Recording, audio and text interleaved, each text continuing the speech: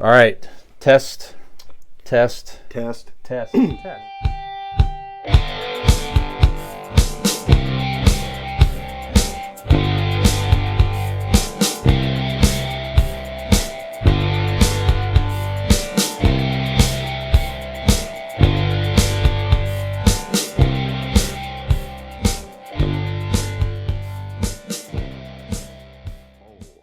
Three.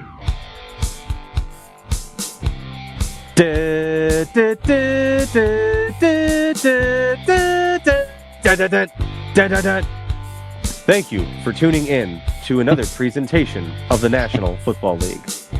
Rather, the Convincing Idiots podcast. Hey, that's us. We are back for segment number 3. I am Millennial I knew Nick. it was you. I'm here with Gen X Brian and Zennial Dean. And so this week coming up, by the time you're listening to this, you should be getting geared up for what is probably a pretty well-known sporting event, I would say, at the end of the week. The Super Bowl is upon us. It is a big part of really pop culture, certainly in America. That's like, everybody watches the Super Bowl. It's the big game. People put TVs on sale so that you can get a nice big-ass TV if you're having a party. That's a very common trend. So over the years, we've all watched many Super Bowls, I'm sure, between us. Many memories of games. Commercials are a big part of it as well. Big time of the year for bettors, people that place bets and wagers on different over-unders or the color of Gatorade or how long the anthem takes to sing, all that stuff. So it's a lot of facets to the Super Bowl. So just for starters, I mean, do you guys let's just start with games of the past. Are there any Super Bowls that stick out to you specifically, like the game that you remember, a game you really enjoyed watching? Dean, any over the years that you recall? Yeah. I think the one that I recall the most that, is very special to me is my dad sat me down, and we watched it together. It was a January, I want to say 15th, 1967. It was the Super Bowl one. It was the Green Bay Packers and the Kansas City Chiefs. The Packers won them, and I remember my dad pulling me close and he got me in a little headlock after the Packers won. He goes, "Oh, you ain't who I thought you were. Get the fuck out of here. Go, get out of here. Go." But for that brief moment, for that very you brief felt moment, somewhat what would be affection from your father. Warm inside. Yeah. That was just a lit cigarette on your neck again, I think. Yeah. Yep. It's different what I put on the back of Nick's neck earlier, but also warm. That's affection. That's right. So, what about you, Nick? It's a nice story. What about your game? Certainly. So, Brian and I mentioned we're Dallas Cowboys fans. So nothing will quite top the first Super Bowl when they beat the Bills. Was that 92, 93? Yes, It was back-to-back, right. 92, 93. So those are actually my first real memories, really, of watching sports. Like, that's the first time. I mean, growing up, it was just instilled in me. You know what I mean? Like, we rooted for the Cowboys. You put your Cowboys stuff on Sundays. My grandfather, my dad, and, everybody just wore their Cowboy stuff. So it was always on. I don't know how much I really paid attention to, but when they were in the Super Bowl, it's especially in those early years, those were like, I mean, I paid attention. That's the first time I remember paying attention to football games themselves. So that, and as well as the victory over the Pittsburgh Steelers a few years later. So those are definitely memorable games. And as we go along and talk about memories outside of the game, I'll dig further into those games. But also, one of the ones that really sticks with me that I always remember as a very exciting game was the Rams and Titans. Was it 2000 or 2001? That was the one that the Titans lost that thing by like a yard. Like, it was that was a good right game there. I mean, and I was second. Good. Yeah. Good. And at that time, I was a big Marshall Faulk fan when he was playing. So I was kind of an honorary, the Rams were kind of a team that I pulled for, especially while Marshall Faulk was on the team. So that was definitely a fun one. I also really remember the first Nick. 2000. Okay, yeah. I also remember John Elway's first Super Bowl. I believe that was against the Packers when he finally, all those years, John Elway, great quarterback, and you watched him growing up. And when he finally did it, I think he won the next year against Atlanta as well. He ended up winning a couple. That's correct. 2 in a row. But I definitely remember the Elway Super Bowls as well. And then it seems like ever since then, Tom Brady's just in there hoisting a trophy every time other than that, which we didn't even talk about on like our pop culture. Yeah, he headlines retired. that the greatest of all Oh, time yeah. retired. Like Look at I that. forgot to even mention that, but it's wild. So there's really not much more to say about Tom Brady. We can probably just cover it here. I mean, the numbers don't lie. What he did's incredible. I don't know if anybody will be able to do what he's done. He might be ever the again. greatest football player of all time. Yeah. I mean, arguably. I would say, yeah. I mean, I've got no problem saying, football's a tricky game because all the positions are so different. But I mean, Sure. you can't. You Look at the can't numbers, show me like you said. a quarterback that's better than him. Like I think he's Right. the greatest quarterback that's ever lived. So Right. I don't that want might be it to be blasphemous true. for people that hate him or that likes this guy Sure. or that I guy. don't like him, It is what it is. but Yeah. numbers are numbers. Yeah. So, but so definitely, yeah. But Cowboys games aside, and that Rams Titans one especially always sticks out to me. Yeah. So, what about you, Brad? Yeah, that was a good one there. I remember that one. So to touch on that for a second, so that was Kurt Warner when he made his just incredible story. He was packing groceries, literally got a shot with the Rams and took them all the way to the Super Bowl and won it. And it came down to that incredible play where the Rams stopped the Titans on like the 1 yard line or something like that. Yes, that's right. One of the most amazing finishes of any Super Bowl you're going to. And for me personally at that time, again, like you mentioned, that was 2000. I had found out not long ago that I was going to be a father. So I was really nice. freaking out. I had friends over watching the game. So I recall just having this whole emotion of, friends are here, the game's high emotion. I'm already freaking out, thinking I'm planning to be a father. Then Peyton was born later in September of 2000. And of course, the beautiful thing after that. But at that time, I was very nervous and scared in my life. Sure. It was a whole thing then. So, yeah, quite the memories there. And then I share your same memory, Nick, with the Cowboys. So, I had became a fan as a child because of my good buddy John Cooper. I became a Dallas fan in grade school. So he got me into the Cowboys. Started rooting for them back then. And a lot of tough times rooting for the Cowboys. The Cowboys in the 80s went to 3 straight NFC championship games, lost 3 in a row. And then including the catch game with Joe Montana, the famous Dwight Clark catch. Then they went to the championship again the next year and lost again. So tough times. And then in the 80s, Cowboys were terrible. Went all the way down in the late 80s, as Nick may know, to 1-15. One of the worst years. And they right around this time, Jerry Jones buys the Cowboys, puts in Jimmy Johnson. His first year with Troy Aikman as the rookie quarterback, they go 1-15. The next year, they win like 7 games, just missed the playoffs. They draft Emmitt Smith. Michael Irvin is already there. The next year, they make the playoffs, lose in the divisional round to the Detroit Lions. You may forget about that. And then the very next year was that year, Nick, where they went all the way, they beat San Francisco on the road in the NFC Championship game. And that was almost like a Super Bowl in itself, just getting there and all these years. And then you wonder if they're going to have a letdown. And as you know, just absolutely demolished the Buffalo Bills. Like 52 to 17 or something. 52-17. That's exactly right. Yep. They were one touchdown away. Go ahead. I mean, that's all well and good, but like, who didn't beat the Buffalo Bills in the Super Bowl? I mean, come on. Yeah, it happened a lot back then. Yeah, Buffalo went 4 times in a row and lost to Dallas 2 years in a row. Dallas won the back-to-back championship. So, anyways, that moment, Nick, was when the Cowboys won. It was like, for me, it was the whole frustration I felt as a child was finally erased. There was something I could hang on to. I remember watching the game with Cooper.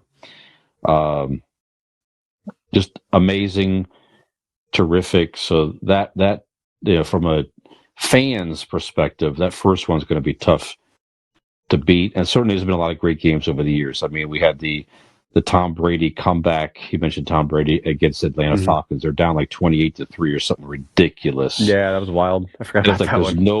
There's no way Atlanta's going to lose this game. And Tom Brady said, fuck that.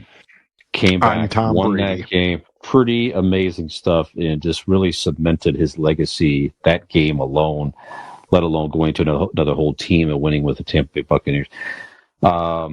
And even a couple years ago, I mean, San Francisco was beating Yeah. KC, I think 20-10 or something like that in the fourth quarter. San Francisco was all celebrating and having fun. And Patrick Mahomes said, "Pardon me, I'm going to pull my own Tom Brady here." And the Chiefs win their first Super Bowl. It was literally 50 years they were since they celebrated their first one. So that was a pretty amazing one recently as well. So many good games, a lot of good comebacks. Giants comebacks. Adam Vinatieri's heroics with the Patriots kicking the last second field goal a couple times. So for the most part, I mean, it's over the last recent years, most of the Super Bowl has been more competitive than not. Probably over the last several years now. Yeah. They should be. They should be. Like the Rams Like one, that was a yawner. Like but this year coming up, you now have both first place teams in the Super Bowl. Yeah. I guess yes, you're right. That's doesn't happen very often. The top two seeded teams. You're right. Mm-hmm. That's the way it should be. The best of the best going against the best of the best. Yep. So, yeah, I think honestly, a couple of my favorites. I don't know years or whatever. Like you guys do, but I do know that I like the storybook endings, like Peyton Manning winning in his last and then retiring. Yeah, John Elway did the same thing. Yeah, true. And it's what Tom Brady. Yes, Tom Brady won another one when he went to Tampa Bay, but he could have ended a storybook career, still been in the Hall of Fame by winning the championship, in New England and then retiring. Yep. Yeah. But, that is what it is. Now he looks like somebody's bougie aunt, and he's now retiring with no wife. So, is what it is. Yeah. Now, do you guys still, is it still something you get excited for? Is that day still special to you that you set aside? You're going to, whatever's going on, do you get together with people and sit down, or you're not as into it as much these days? Not as much as I used to. I used to like hosting a bunch of people coming over and eating and kind of making a whole day of it. But yeah, I haven't done that in a couple of years, I don't think. Yeah. Yeah, it's about the same for me. We always had Super Bowl parties, either, growing up and stuff like that. And for many years, I mean, I haven't been as into football in the last 10 or so years as I always used to be. And maybe that's, in part because the Cowboys just haven't been there hasn't been a lot going on there. I mean, 100%, if the Dallas Cowboys made back to the Super Bowl at some point, I mean, that would be, that kind of excitement would have me amped up. Like Dean said, if there's a good storyline or something like that, it's a little more enticing. But yeah, it's I don't know. It's not quite. The big thing for me now is Super Bowl squares. I follow along with the game to see if I hit any money. Right. Sure. That's basically you remember that one? You remember the one year, Nick? We had the squares for work. Yeah. I was at your house watching it, and the snow it snowed so bad that it cut out at the end of this. Game. That was one of the Seattle ones. Seattle and somebody. Yeah. I was close to the money, and then the fucking thing went out because of the snow. You had to go out there with a ladder. Yeah, right. Fucking blizzard. Blizzard. Yeah, funny. Yeah, that's right. Now that rolls into a good one though. You guys have Super Bowl memories as far as parties and things like that. For example, we were talking about some of those Cowboys Super Bowls. My fondest memory ever of winning a Super Bowl, and it's to this day, every time the Super Bowl rolls around, it makes me think of it. In this very home, which my grandparents used to live in, when the Cowboys beat the Bills for the first time, my dad and my opa, my grandfather, were losing it. Just absolutely insane. Just couldn't ecstatic. And that's, I think back to it, there's so much that goes into it. I'm like, I wonder if that's why I'm so fanatical about sports, is because they were. It was, that's what it was. And it's there are times where I'm in my head and I think about just the possibility the Leafs win. And I kind of it makes me tear up just to think of what it could be like. But they were so elated. I remember my grandfather popped a bottle of champagne and was pouring champagne on my head and in my hair and in his hair. We're all three doing somersaults across the living room floor with champagne just everywhere. I mean, it was that's awesome. Especially as a little kid, it was wild to see grown-ups act like this over sports, just a team that you had nothing to do with. It's just, so that's absolutely why you have this. It's over the top fanatical, just because it's it makes you feel. It is. I mean, all sports and things like that are a form of entertainment. They're a distraction, and they're something to have fun with. Sometimes you get too wrapped up in it. It's not always fun, and you're having a bad time. Flip side of that, no pun intended, my dad, the Steelers Cowboys Super Bowl, we hosted a party at our house. Yes. We had people over in the basement. My dad had to go upstairs at one point because it was getting real close. It was the Cordell Stewart, Steelers at the time and things like that, Jerome Bettis. And they were making it interesting. And at one point, we're all down in the basement. It was actually Neil O'Donnell was the quarterback. It was? It wasn't Cordell Stewart? Are you sure? Yep.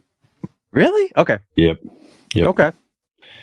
But I digress. Who in the fuck would argue with the stat man? Why should I question this? The audacity. Yeah. Yep. I remember we're all downstairs and we hear this thunderous crash.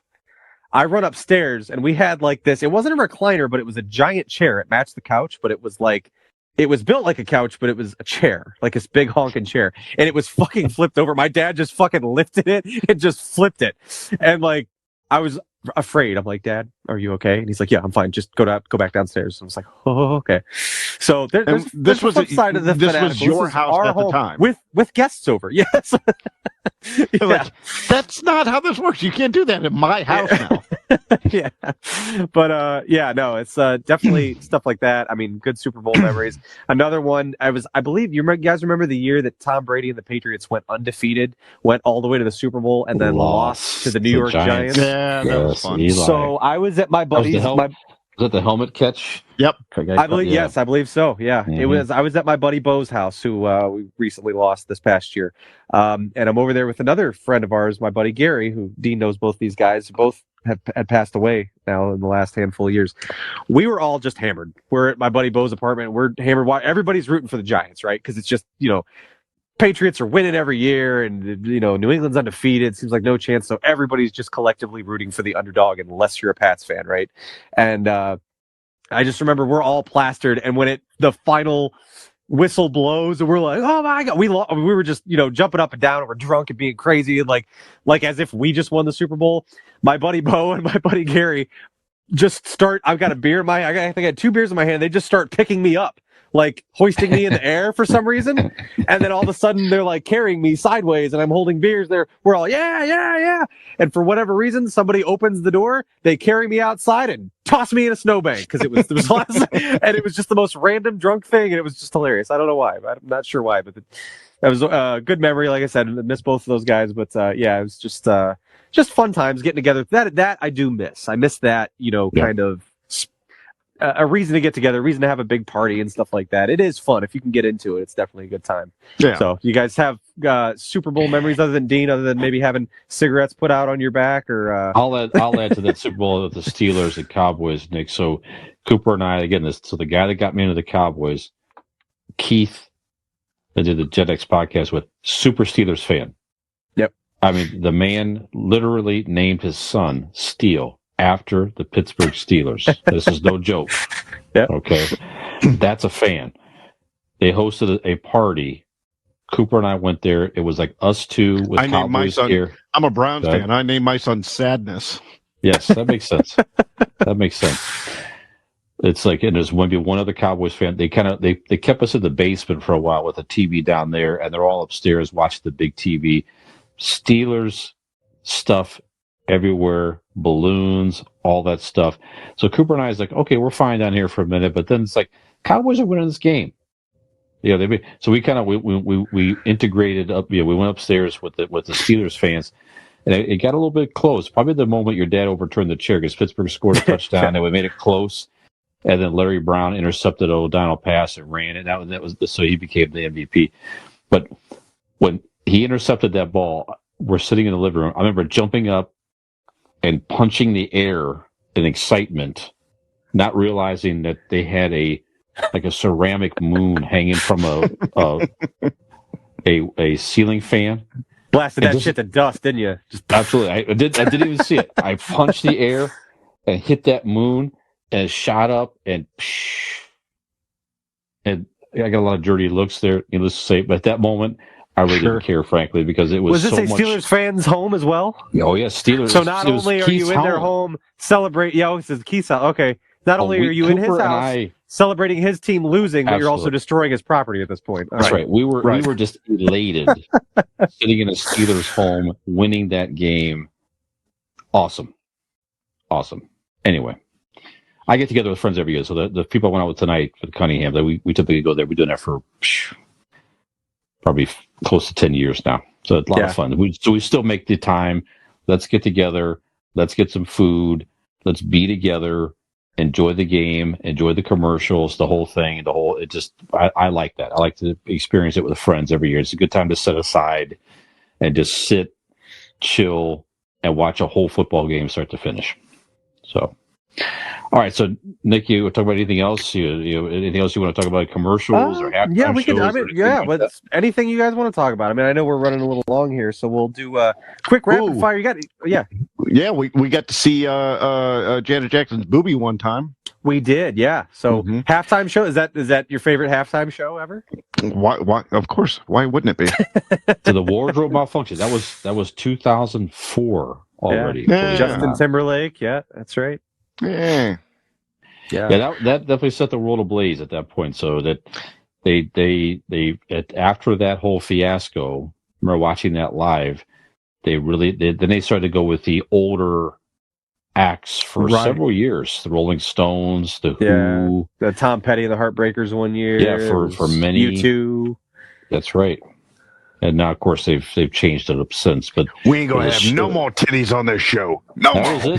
That was it for a while. Yeah. So. Yeah. Well, it's funny because I think last year was a glare. They've done it before last year, but last year was after the ratings of last year, I believe it was the highest ratings for a Super Bowl halftime show maybe ever. I know it was insane. Plenty of people tuned in for that, and I'd be lying if I said that wasn't one of my favorites ever. It was just kind of fun and kind of a different.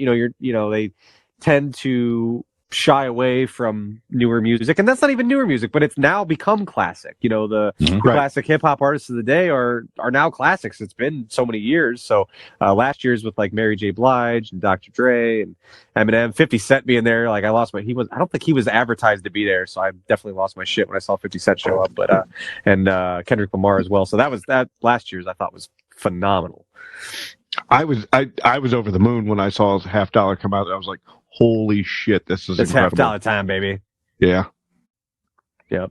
Yeah, I also remember there was prior to the Janet Jackson thing, there were, at least I think it was prior to that, there were years where they kind of mixed old and new. For whatever reason, there was a year, I think it was like NSYNC performed and Aerosmith performed and Britney Spears was there too. Like it was like that makes sense. They tried to do like a marriage of like to make everybody happy, which was kind of odd. I don't know, but if I were to take a guess, I would say that sounds like a 1999 situation. Yeah, so I want to say it was early 2000, but it was some early 2000s, late 90s, something like that. Okay. But I do remember one of the favorite ones that I've seen recently here as well was Lady Gaga when she did her halftime. She like rappelled from the roof of the of the stadium, and I just thought that was really just showstopper shit, really cool. So she's always awesome. But yeah, it's Lady cool. Gaga is quite the performer. She is. Yeah. So the best for me, one of the best ones, arguably the best one ever. 2007. This is when they were doing the quote unquote older acts, retro acts at the time. Prince. I don't know if you ever saw this. Oh, yeah. Yeah, I remember that. Yeah, 2007 came out. It's pouring down rain in Florida, and they were worried about the dancers and everybody performing in the pouring down. This guy came out and just blew everybody away. Phenomenal. It might have been one of his best live. It's Prince, but it might have been one of his best live performances ever. So yeah. If you have not seen this, it's on YouTube. You can go check it out here. It plays, at least a medley of the main Prince songs that you wish to hear. Of course, I think he closed with, I'm pretty sure it was Purple Rain, closed with that. Just amazing stuff here. The guy was such a huge talent. Makes you reflect on what a shame it was to lose him too early. But one of the best of all time. I remember in looking back here in the early 90s, 93 was Michael Jackson. At that time, that was a huge. So he came down, I think, in a helicopter or something crazy nuts. Yeah. That was one of those iconic ones when he was on like the Dangerous Tour and stuff, and he had the glass. He just stood there for what felt like an eternity. Just all these lights and all, just standing there like statuesque, and everybody's just losing their shit. He's just standing there, just one strand of hair. That's right. Hanging down, just glasses on. It really has been like known as like the show of the year. You know what I mean? Mm. That was Like, something. Yeah, I mean, like what in 67, the Super Bowl one. I believe that halftime show, because it was held in It was Los like Angeles. the It was like band, the high school, the college band or something. Oh, I thought it was like just a homeless guy like taking a shit, and No, they those were like, zoomed in real close. Oh, maybe Yeah. I'm wrong. I think you are wrong. That was a Okay. college band. There's or a first something time like for that back everything. then. Yes. Mhm. But I think the Michael Jackson too, Nick, I think it had if I recall correctly, you even had 3D glasses. It was even 3D. So you got your special wow. 3D glasses for whatever promotion it was. And you could watch the halftime show in 3D at the time. What kind of loser would like run out to get 3D glasses just for the fucking Super Bowl halftime show with Michael Jackson? Jesus. I had them. There you have it. This guy. Yep. I don't know if they had 3D glasses this year, but I was always grateful for the moment when Madonna kissed Britney Spears and Christina Aguilera. That was a good one. That was the MTV. Oh, that was the Music- VMAs. Yeah. Never mind. That was shit. Yeah, not even. Yeah, wrong show. I like to try to insert that into things as much as possible. You like to insert a lot of things. Yeah, some of these, I'm looking through some of the top ones. You forget about some of these here. We had the Rolling Stones in 2006. You already mentioned Lady Gaga. Paul McCartney in 2005. Yeah. That was I know Katy Perry did one. amazing. That was the big stage show as well. That was a good That was show. good. Yep. Yeah, Katy Perry's With hits like a were big elephant great in that walking show. and stuff. Absolutely. That was pretty Yep. amazing. Yep. Beyonce in 2013. Does it say what the first show was? Like when did they actually start this? I know I made the joke earlier, but like when did they start doing performances for like the TV and halftime thing? When? We'll have to look. I don't know the answer to that. We'll have to look that up. I'm sure that was, that was later on for sure. I don't know what to see. Okay, let's take a pause right here, because I want you to do more research and look it up, and then insert it audio right here. Mm-hmm. Okay, good. Thank you, Brian. Appreciate that information. Sure. Yep. All right. So obviously, one of the main attractions of the Super Bowl has been commercials over the years, right, guys? So, do you have any commercials over the years that come to mind that's been some of your favorite? I feel like those are something that kind of come and go. They fade away. Like, I never remember them that well for years later. Like, it's like I'll Cindy think about them for drinking a fucking Pepsi in the desert at that little thing. Sorry, Nick. Yeah. That's iconic. At the vending machine. Yeah. 92, right. Dean. 1992. Yep. Even back then, got my wiener meat going. There you go. Wiener meat. Puppy Monkey Baby is the one that comes to mind immediately as a Mountain Dew. Puppy Monkey Baby. Yeah. The frogs. Bud. Why? Yeah, sure. Mm-hmm. Yep, absolutely. Yeah, that lived on far longer than the Waz. Actually, Budweiser. Yes, they were made for that. Was I think Budweiser always was good. Yeah. Yeah, they had the Bud Bowl for a while. That was interesting. Yep. Yeah, the two Clydesdales the Clydesdales playing football for a while. That was a good one. I like that one with just a few years back, Seinfeld and Superman. Right. Yes. Driving around in the car for I think it was American Express, if I remember correctly. Yeah, he was good. He had an Amex campaign for a while. You're right. I think one of my favorites was in 2012. The Volkswagen commercial. Remember this? The little kid dressed like Darth Vader trying to use the Force. Oh yeah. Opening the door, the automatic hatch. His dad was using the remote from the house, and the kid was like, "Wow, Yeah. That had 50 million views online. That commercial went viral back at the time. Jeez. Yeah. What the ones I like now, where they start the campaign like a month before, showing kind of like a preview for the commercial, and then tell you watch the halftime show or whatever to see the full commercial or what's next, and they give you the date of the Super Bowl. I like that. I like those campaigns that kind of drives people. Maybe some of these people that wouldn't watch Super Bowl, they're going to tune in just to see, the conclusion of this commercial. It's brilliant marketing. Right. I enjoyed the Miller High Life ones where the guy just comes on and goes High Life because the price to have a 30-second ad during the Super Bowl was so crazy, so he just pops on and goes High Life. That's it. Those were good. Those were good. Yeah, the Snickers commercials have been good over the years. A couple years Yep. ago, they had the one where Betty White would tackle the guy. Yeah. Right. And it was, I don't know. There's so many good ones here. And then I remember back in '84 was one of a huge one at the time was when the Apple Macintosh computer was introduced. They had that whole big George Orwell 1984 commercial. Yes. It was like the future.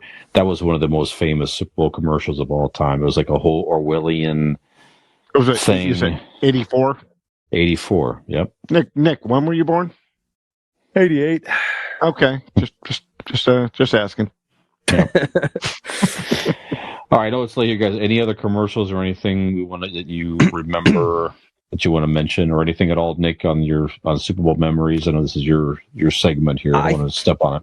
No, I think we pretty much grabbed it. That was it, pretty much. I mean, those are the main pillars that I think of: the game, the halftime show. Obviously, the commercials are a big deal about it as well, and just memories tied to it. So, yeah, that's pretty much all of it. Okay. Well, it's certainly an American holiday, kind of, for many people. Can I bring that up and just make that suggestion? Sure. I honestly think we need to make the Monday after the Super Bowl a national holiday for everybody. Or just move it. I don't know why it's not Saturday. Move it to a doesn't Saturday. make sense. Yeah. I mean, don't get me wrong. I'll take the day off on the Monday. I'm just saying, like, why? I know football is typically played on Sunday, but like, right. It's I cool. agree. Why do you make a game? What time does it even start? Like 8 or something? 6? No, it's like 6 o'clock. Oh, is it? Okay. Like, yeah. WWE now does their stuff on Saturday nights. Yeah. And they realize they get more viewers, because people don't have to stay up till 11 o'clock and have to be at work the next day. So they move to Saturdays. I'm with you. I think it's the whole weird tradition of football Sunday and this and that and the other. I don't know, but I'm with you. They should do that because it'd be even more of a party. Yeah. Right. Yeah. I don't know. You get more viewers on a Saturday. That's right. All right. Well, we solved the world's problems. We solved the world's problems, and we once are again. Now, many people have compared us as the Super Bowl of podcasts, if you will. Right. I would agree with that. Yeah. I heard it yesterday, actually. When I said it to myself in the mirror. That's right. Are 1/3 of the Super Bowl of podcasts. You are 1/3 of the Super Bowl of podcasts. That's right. First of all, it's nice that you think that I know fractions enough to get that right, but no, I didn't. You are a certain percentage that is undetermined of the Super Bowl of podcasts. Yeah, and Nick's outros, Dean, have been compared, like the greatest commercials of all time. Of course, have been aired during the Super Bowl. Some of the greatest podcast outros of all time have been recorded on this very own podcast, and I think we're about to get another from Nick. Oh, well, Brian, Right let me tell you, you are much too kind. A gentleman is not quite going far enough in describing your merits, fine sir. My goodness. Well, for that, you must support this gentleman and all of us here on Convincing Idiots. It's so simple to do. My friends, next time you visit your local public library, simply ask if you may use the key to get into the secret room that houses their computer machine. There, you can find your way to the World Wide Web. I know it sounds fancy. I know it sounds like some city folk garb. But let me tell you, boys and girls, it's well worth your time. Because you can find your way to Convincing Idiots' social media accounts by simply typing into Google Convincing Idiots Linktree, LINKTREE. And there, my friends, you will find links to all of their social media accounts. Oh, yes, you will. Yes, you will. You can also find that information on their website. Oh, you might say, now, Cecil, where could I find this World Wide Web site? Well, it's very simple. It's www. Those 3 W's count for World Wide Web. It's a secret internet hacker code. After that, you type convincingidiots.wordpress.com. And there you can find all of the places to listen to this podcast each and every week to pass your time on your front porch on a nice, hot, sunny day with your paper fan and your sweet iced tea. So, without further ado, I must thank you, boys and girls, ladies and gentlemen, for your time in joining us here. So, for Convincing Idiots, I am Cecil, your millennial Nick. I'm Dean, the Zennial or whatnot. I'm Gen X Brown. Have we convinced you to join us for some more Southern hospitality again next week on Convincing Idiots? Enjoy that ball game. Cheers.